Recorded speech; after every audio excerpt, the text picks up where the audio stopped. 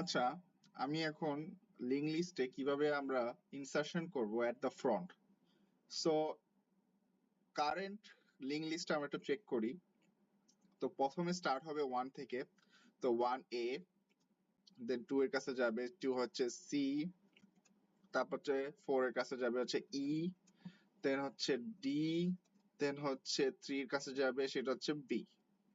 এখন আমি P add করতে যাচ্ছি at the front. P at the front add করতে চাচ্ছি, তাহলে আমি কি করব?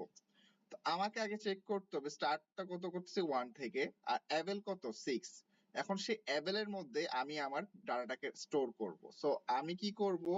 Insert insert data insert insert data এট পজিশন, এট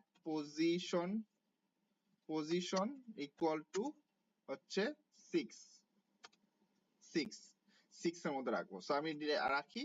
এখন এখানে রাখলে তো হবে না, এখানে আমাকে কি করতে হবে? আমাকে এটা শুরু করতে হবে কোথা থেকে? আমাকে শুরু করতে হবে এটা 1 থেকে, মানে এখান থেকে স্টার্টটা হবে। তাহলে স্টার্টটা করে দিই। স্টার্টটা এখন হয়ে যাবে কত? 6। এখন এটার ইনসার্ট পজিশনটা কি চেঞ্জ করতে হবে? নেক্সট পজিশনটা চেঞ্জ করতে হবে। নেক্সট অফ কি? Next of inserted position, inserted data, inserted position লিখি। Inserted position. নেক্সট এর যে ইনসার্টেড পজিশন আছে সেটা কি করব?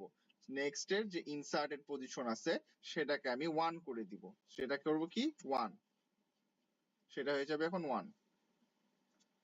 তাহলে শুরু হচ্ছে এখান থেকে 6 পি, দেন এ, তারপর 2 এর সাথে সি, দেন হচ্ছে ই, দেন হচ্ছে ডি, দেন হচ্ছে বি, দিয়ে শেষ হয়ে যাবে। এটা এতটুকুই ছিল, ছোট ছিল, আর কিছু ছিল না। এখন এখানের মধ্যে আমাকে বুঝতে হবে অ্যাভেলটা আগে ছিল 6, এখন হয়ে যাবে 7। শেষ, এতটুকুই। তো এভাবে আমরা কি করতে পারবো? আমরা লিঙ্ক লিস্টে এট দ্য ফ্রন্ট আমরা কোনো ডাটাকে ইনসার্ট করতে পারবো।